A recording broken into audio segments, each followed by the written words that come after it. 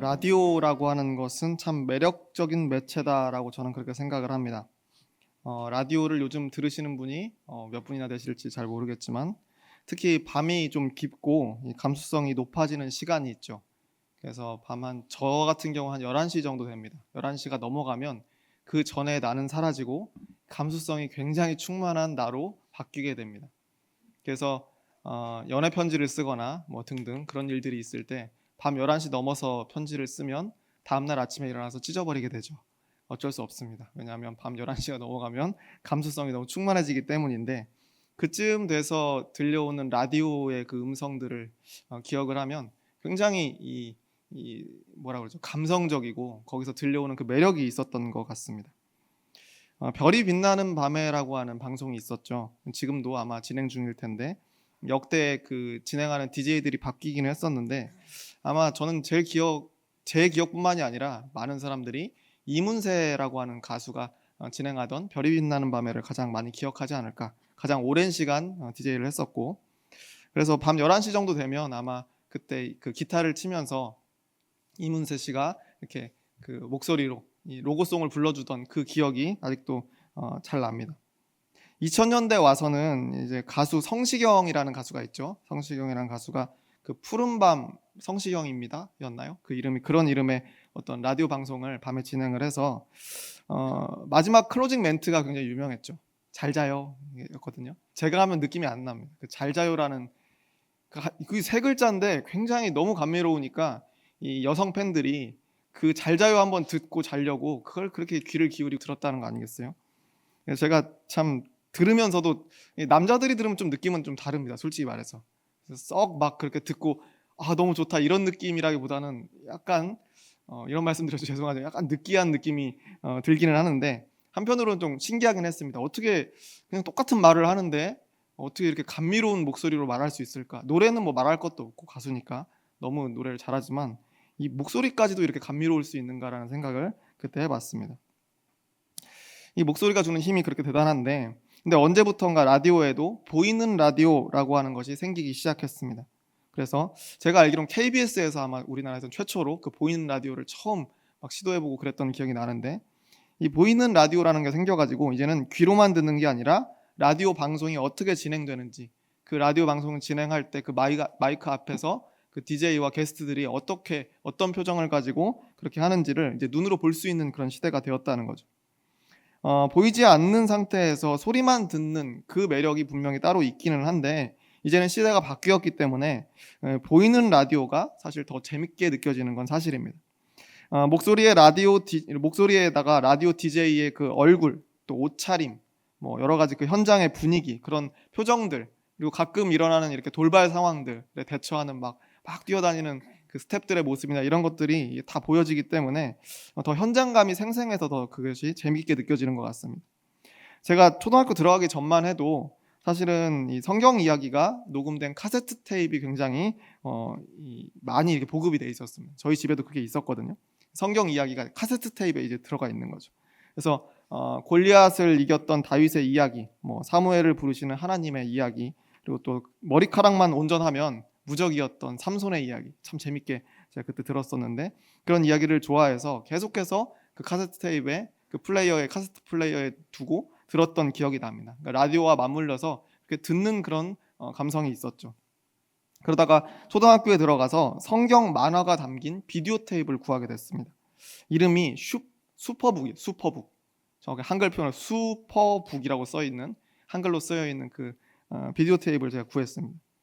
그래서 이후에 제가 좀 찾아보니까 2000년대 이후에 이제 미국에서 그 슈퍼북이라는 그 만화를 다시 리메이크해서 이렇게 3D 뭐 애니메이션으로 만들어서 좀 세련되게 바꿨다고는 하는데, 제가 봤던 건 그런 게 아니었고 완전 옛날 만화 영화였거든요. 1980년도쯤에 아마 만들어진 그런 작품이었을 겁니다. 지금에 비하면 화질이나 뭐 내용이 어떻게 보면 굉장히 촌스럽고 단순했다라고 생각이 듭니다. 그런데 그게 그때는 그렇게 재밌었어요. 왜냐하면 계속 듣기만 하던 걸 이제 눈으로 이 성경 이야기를 볼 수 있게 되니까 그 자체가 너무 놀랍고 재미가 있었던 거죠. 지금의 아이들은 태어나자마자 제일 먼저 보는 게 이 영상 아니겠습니까? 무언가를 영상으로 접하는 게 너무 당연한 시대라는 걸 우리가 생각해 보면, 저라고 하는 사람이 아직 제가 지금 삶을 살아가고 있으니까 한 세대가 지나기 전에 이와 같은 이 큰 변화들이 있었다는 걸 생각하면 시대가 진짜 빨리 변하는구나라는 생각도 듭니다. 이제는 귀로 듣는 시대를 한참 벗어났죠. 그래서 눈으로 보는 시대로 완전히 바뀌었습니다. 그래서 이 귀로만 듣던 시대보다는 훨씬 많은 정보들을 빠르게 얻을 수 있는 그런 시대 속에 우리는 살아가고 있는 겁니다. 가끔은 옛 감성이 그리울 때도 있어요. 귀로만 듣던 그 옛 감성이 그리울 때도 있고, 또 뭐 막상 이제 뭐 여러 가지 뭐 옛날 물품들을 볼 때나 뭐 그런 계기들이 있을 때마다 예전에는 참 좋았는데 뭐 예전이 더 감성이 더 있지 않았나 뭐 이런 생각이 들긴 하지만, 막상 만약에 듣기만 하던 때로 다시 돌아간다라고 한다면 아마 불편하고 답답해서 못 살 것 같습니다. 듣는 시대와 보는 시대, 이거는 성경 안에서도 새 시대와 옛 시대를 나누는 큰 기준이 됩니다. 듣는 시대와 보는 시대. 예수님을 기준으로 해서 성경은 구약과 신약으로 나뉘고 있습니다. 구약 성서 시대에는 분명 듣는 시대라고 이야기할 수 있습니다. 왜냐하면 구약 성서에 나타나는 하나님은 말씀하시는 하나님이거든요. 천지를 창조할 때부터 하나님은 말씀으로 이 땅을 그리고 이 세상을 창조하셨죠. 창세기 1장 3절 말씀에 이렇게 되어 있는 부분이 있습니다. 하나님이 이르시되 빛이 있으라 하시니 빛이 있었고. 세 번역으로 보면 하나님이 말씀하시기를 빛이 생겨라 하시니 빛이 생겼다라고 하면서 이 천지 창조가 시작이 됩니다. 세상을 창조할 때 하나님께서 사용하신 말씀이 어떠했는지, 뭐 우리가 이해하는 언어의 형태였는지 아닌지 뭐 우리는 그것까지는 사실 알 수가 없지만, 하나님은 분명 말씀으로 세상을 창조했다라고 성경에 그렇게 기록이 되어 있습니다. 이후에 하나님은 아담과 하와라고 하는 최초의 사람들에게도 여러 가지 말씀들을 하셨고, 이후에 가인과 아벨에게도 또 노아와 아브라함에게도 계속해서 말씀하셨다라고 성경에 기록이 되어 있습니다. 하나님은 형상을 보여주신 것이 아니라 말씀으로 듣게 하신 겁니다. 말씀으로 스스로를 나타내셨던 분이라는 거죠.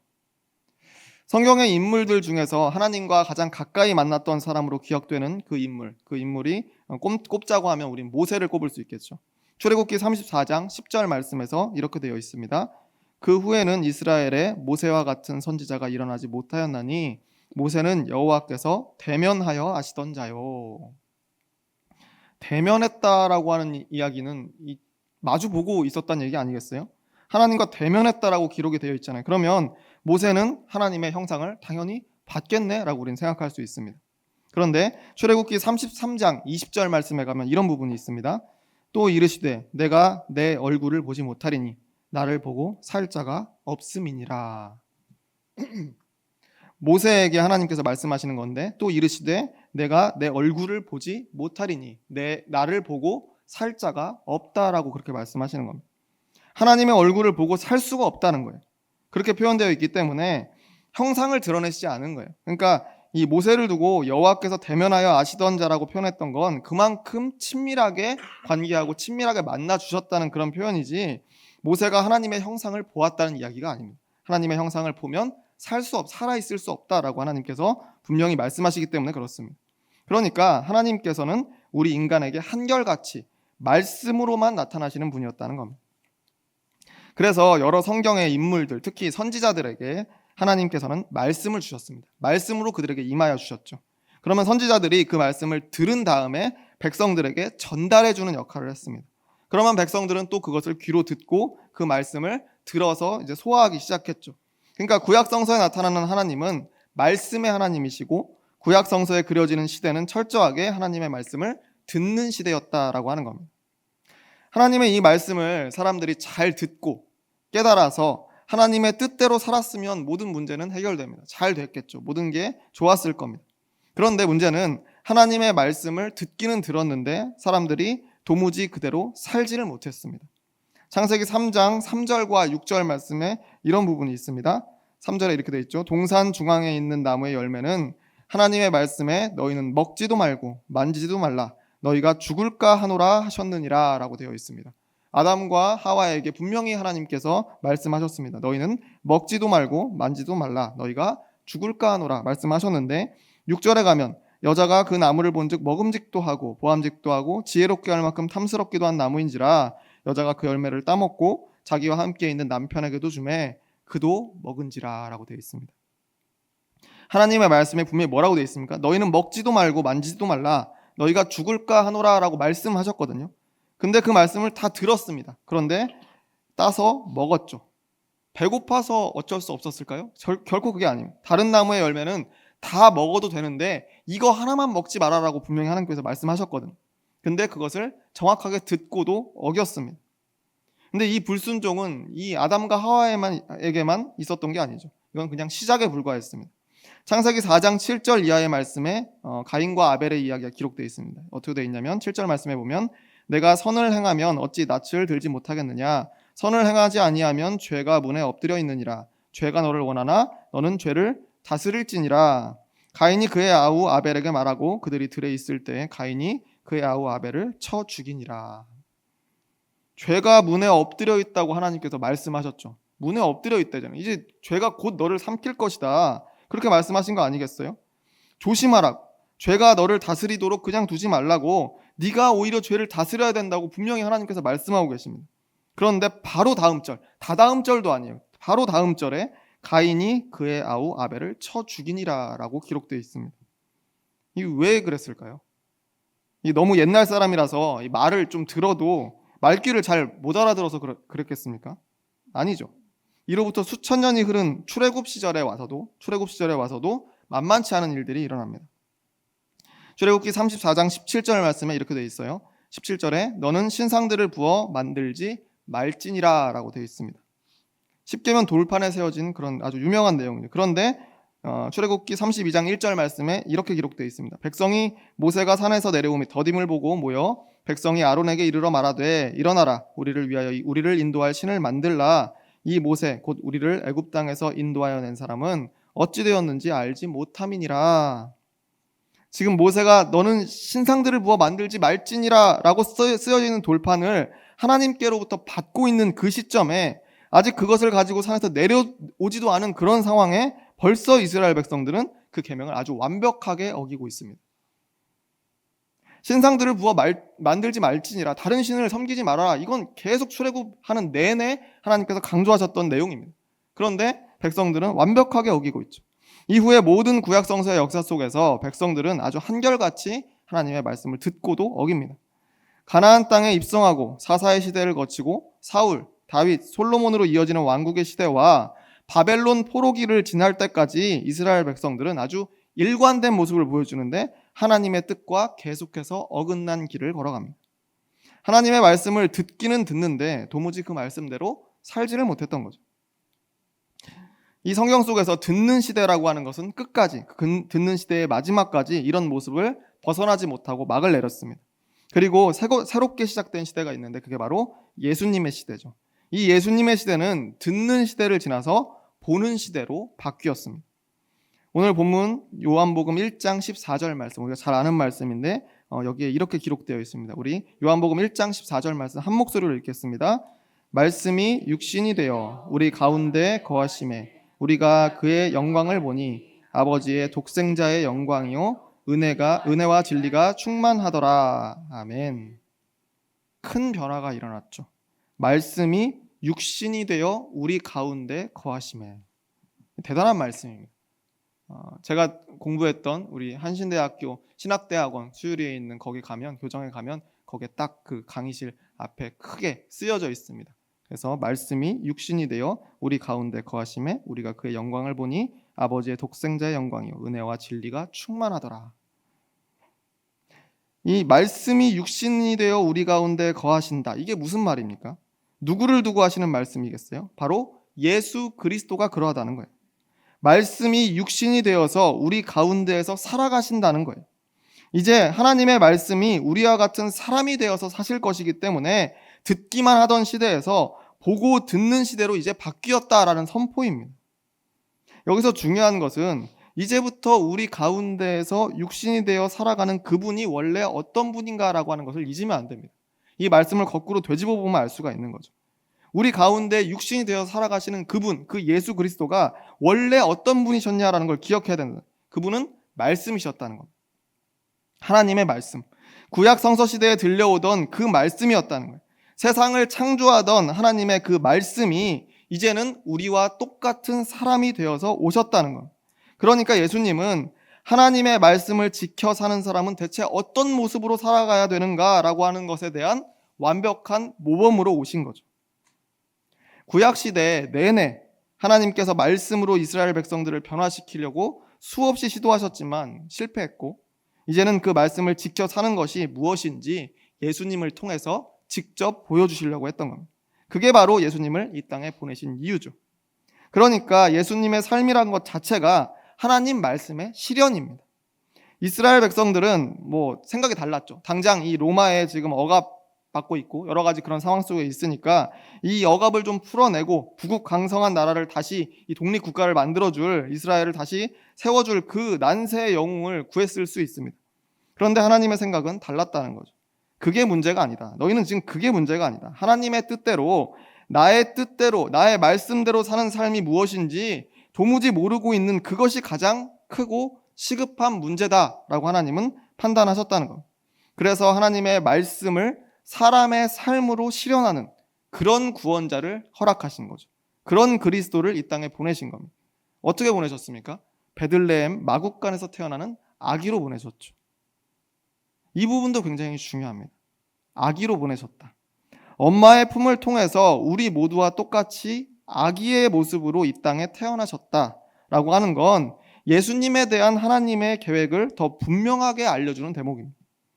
말씀이 육신이 되어서 우리와 똑같이 살아가는 모범을 보여주시려면 한 사람이 태어나서, 아기로 태어나서 죽기까지의 모든 과정을 거치는 것이 당연하다는 거예요. 그래서 아기로 태어나게 하신 거죠.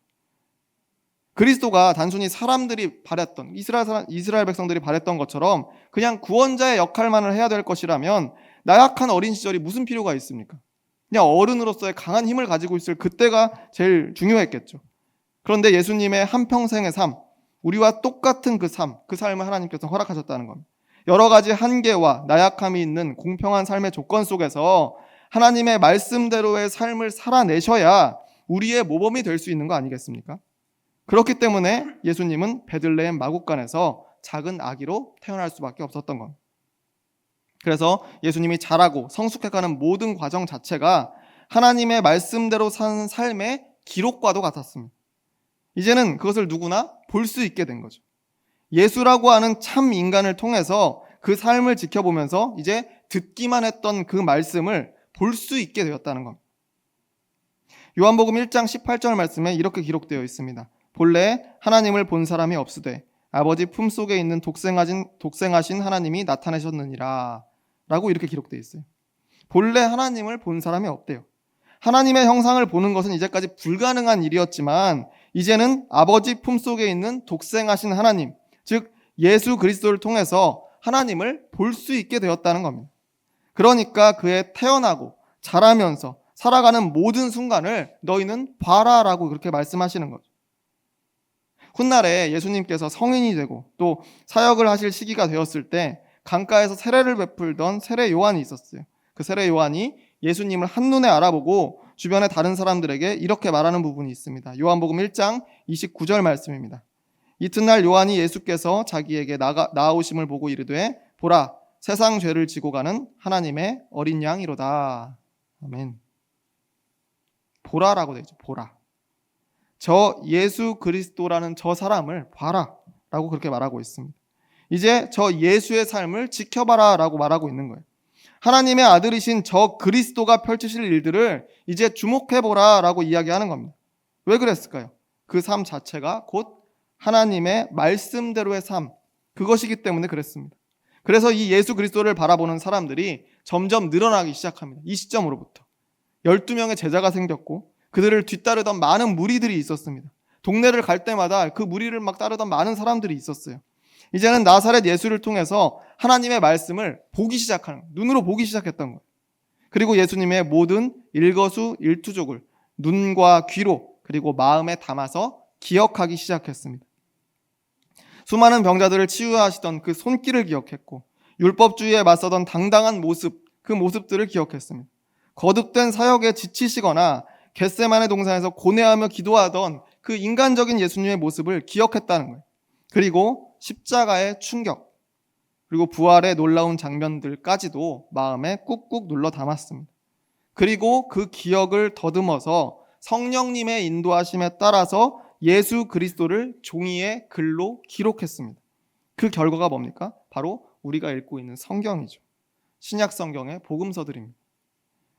하나님의 말씀이었던 하나님, 말씀으로 임하셨던 그 하나님이 육신이 되어서 예수 그리스도로 이 땅에 찾아와서 사람들 사이에 거하셨고, 그것을 본 많은 사람들이 성령의 감동하심으로 그들이 보았던 것을 다시 글로 기록한 것이 성경이라는 거예요.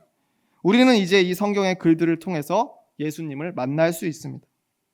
원래 말씀이셨던 분이 어떻게 사셨는지 이 성경을 통해 볼 수 있었다는 겁니다. 아니, 이제 보는 것을 넘어서 예수 그리스도를 읽을 수 있게 된 시대에 우리는 살아가고 있습니다. 하나님의 말씀대로 사는 인생이 뭔지를 읽을 수 있는 시대에 지금 살고 있다는 거예요. 읽는다는 건 곧 깨닫는다는 것이고, 깨달음이라고 하는 것은 필연적으로 우리의 삶을 변화시킬 수 있는 힘을 갖게 합니다. 그래서 우리는 이 성경을 통해서 예수님을 읽고 그분의 삶을 깨달아서 우리의 삶을 그분의 삶처럼 바꾸어 갈 수 있는, 예수님을 닮아가는 삶을 살 수 있는 것이고, 예수님을 따르는 삶을 살아갈 수 있다라고 하는 겁니다. 우리는 그러려고 성경을 읽는 거예요.